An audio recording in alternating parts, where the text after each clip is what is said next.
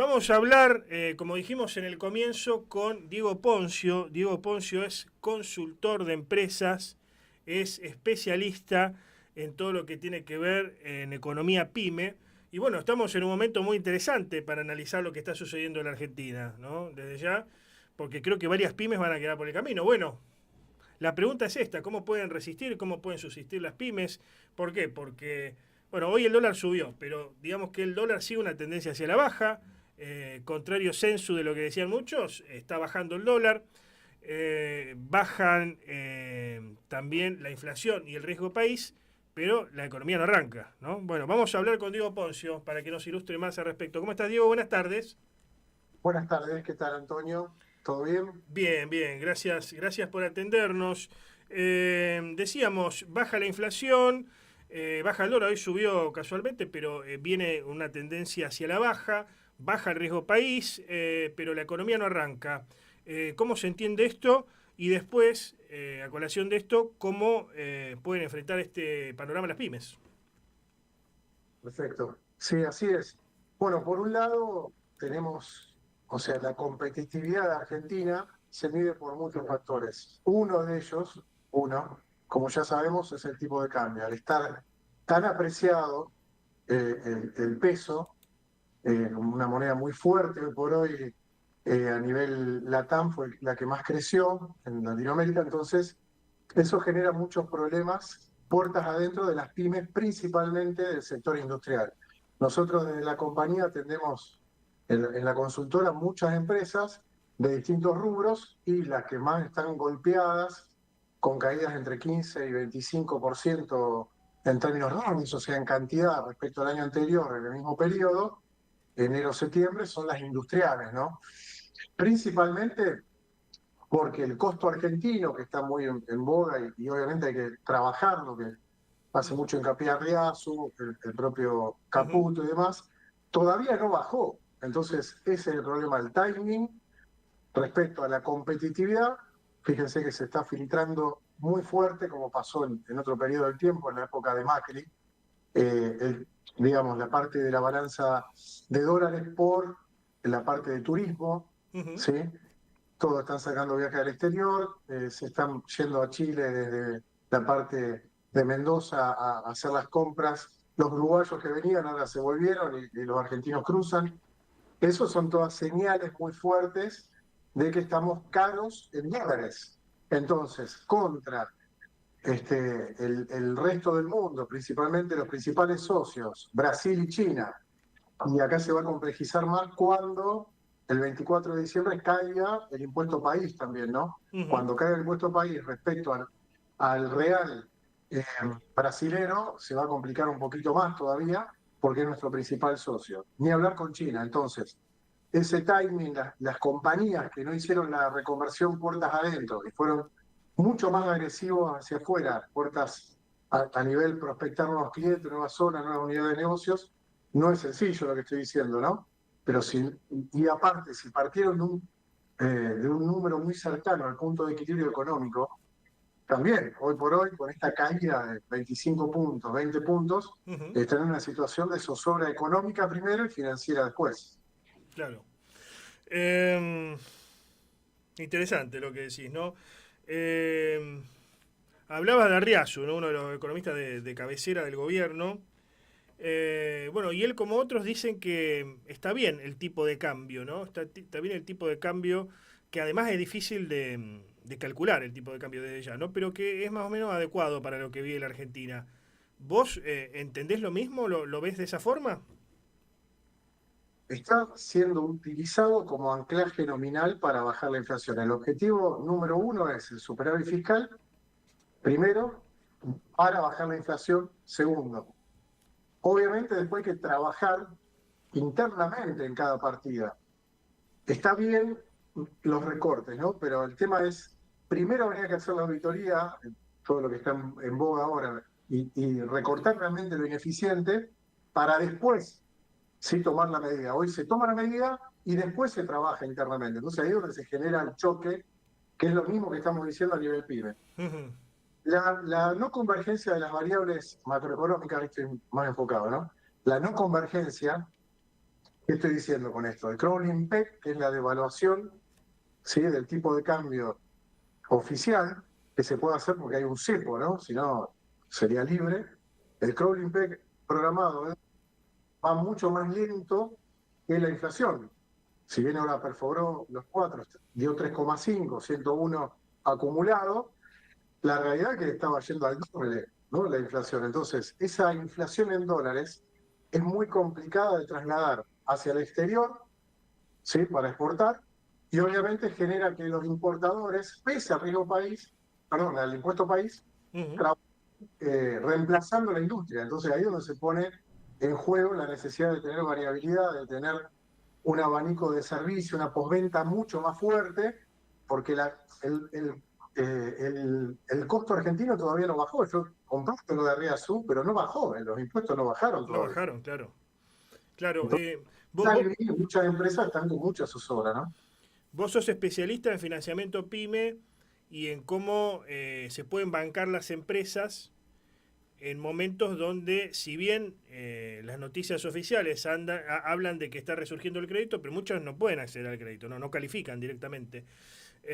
Y bueno, vos sos especialista también en ayudar a apalancarse a las pymes desde tu consultora en momentos como lo que se viene desde la bolsa. ¿Cómo puede hacer una empresa, una pyme en estos momentos para acceder al mercado de capitales? Bien, muy buena pregunta. Claro, a ver, anteriormente los bancos lo que hacían era colocar el ELIX, que todos conocemos, ahora se trasladó al EFI, y bueno, se dejó de emitir y hay algo muy positivo que es el superávit fiscal. Y para dejar de emitir. Después se puede discutir en cómo se llega a ese superávit, ¿no? Ujú. Punto por punto. En dónde se apalanca. Dicho esto, los bancos tienen que salir a trabajar fuertemente en colocar crédito, ¿sí? Porque ya no tienen más esa posibilidad de descansar en la colocación de la LELIC y tienen que empezar a trabajar realmente y fuertemente en su core business, digamos, en su tomo un plazo fijo, me doy vuelta y lo presto. Y Ujú. el spread es el negocio del banco. Dicho esto, hay muchas líneas hoy por hoy en bolsa, hay líneas en el mercado de capital, estoy diciendo, en los bancos de corto plazo y de mediano plazo y de largo plazo, pero para eso tienen que calificar, sea una micro, una pequeña, mediana tramo 1 y tramo 2 MIPYME, hay líneas por todo esto que estoy diciendo. Saqué un artículo ahora 2 semanas sobre el crédito en Argentina. Ujú. Está muy bajo el término de PBI, 6 puntos de PBI, cuando la media fue siempre 12 y 13. Siempre, obviamente estamos muy lejos de la media, ni hablar de Chile, de Uruguay, ¿no?, que están mucho más arriba en el porcentaje de PBI, o sea, hay mucho upside, o sea, mucha posibilidad de subir ese ratio de crédito sobre PBI, y para eso tiene que tener un balance medianamente sano, Ujú. ¿sí? Tiene que tener un flujo de fondos proyectado mínimamente un año, la mayoría de los bancos piden 2 años, tiene que tener un plan de negocios explicado, sólido, Claro. explicado por escrito y defendido con el Comité de Riesgo del Banco y de la SGR. Ujú. La SGR es un elemento, o sea, que puede catalizar a través de un aval los préstamos, tanto del mercado de capitales con un cheque propio, un pagaré bursátil, un descuento de cheque de terceros, una Claro. ON PYME, ¿sí?, que puede tener mayor plazo y mayor volumen de financiamiento. ¿Cómo se trabaja eso? Bueno, haciendo los deberes y la tarea, preparando a la empresa internamente Ujú. para tener la información, no te digo en tiempo real, pero en un cortísimo plazo, ventas post balance, compras post balance, el balance ya legal ajustado por inflación. Y vuelvo a repetir, un buen plan de negocios, ¿en qué se fija el banco? En que haya un collateral, o sea, o unas SGR o algo que va a garantizar el préstamo y en la capacidad de repago, o sea, en el flujo de fondos futuro. Ujú. Todo eso está apalancado en el plan de negocios de la empresa. Claro. Mercado de capitales. Por ejemplo, obligación negociable. ¿Qué es lo que se necesita Sí. para acceder? Ahí es un poco más trabajoso, es más exigente la calificación, ¿sí? Una SGR va a calificar a la PYME Ujú. para emitir la ON donde va a figurar la SGR, ¿no? La SGR figura en la ON PYME. Si voy por esquema tradicional o régimen general, como se le llama según la CNB, ahí va la empresa, ahí tengo que tener balances trimestrales, mucho más fuerte, la profesionalización interna y el nivel de reporting, de información que tengo que tener. Por eso lo que hacemos es ir con un SGR, ejemplos, se puede nombrar, ¿no? Sí, Garantizar. sí, sí, sí, sí, sí, sí. Hay 49 SGR en el mercado, ¿sí? Aparte que hay fondos públicos que garantizan y avalan. Ujú. Y tienen un voucher, que es un mail, ¿sí? Diciendo, la empresa X tiene 100 millones para apalancarse o en un banco del sistema financiero tradicional o en el mercado de capitales a través de una OL, por ejemplo. Van a Bien, pedir un montón de cuestiones y una contragarantía. Cuando el plazo es muy alto, perdón, cuando el plazo es muy largo y el monto importante, van a pedir una garantía real, claro. una prenda. Y ahí, bueno, hay que tener disponibilidad, ¿no? Que no esté grabado. Bien. Pero vuelvo a repetir, tiene que ser un buen plan de negocios, defendido, entendido por los analistas de riesgo. De hecho, habría que invitar a los analistas de riesgo a la pyme y tener medianamente ordenada la información. Eso, preparar, hacer la tarea para estar ordenados para salir al mercado. Bien. Antes, Ujú, la pandemia había 750.000 cuentas comitentes, o sea, el 2,36% de la población, ujú. 15 millones. La pandemia impulsó fuertemente ¿Cuánto hay hoy? ¿Cuánto hay hoy? 13 millones y medio, Repetime que no te escuché. 13,5 millones. 13,5 millones. Creció mucho. Sí, sí, sí, sí. Obviamente sigue siendo muy pequeño el mercado de capitales de Argentina, y no es casualidad esto por cómo está Argentina, ¿no? El otro día me tocó dar una charla justamente de portfolio local e internacional.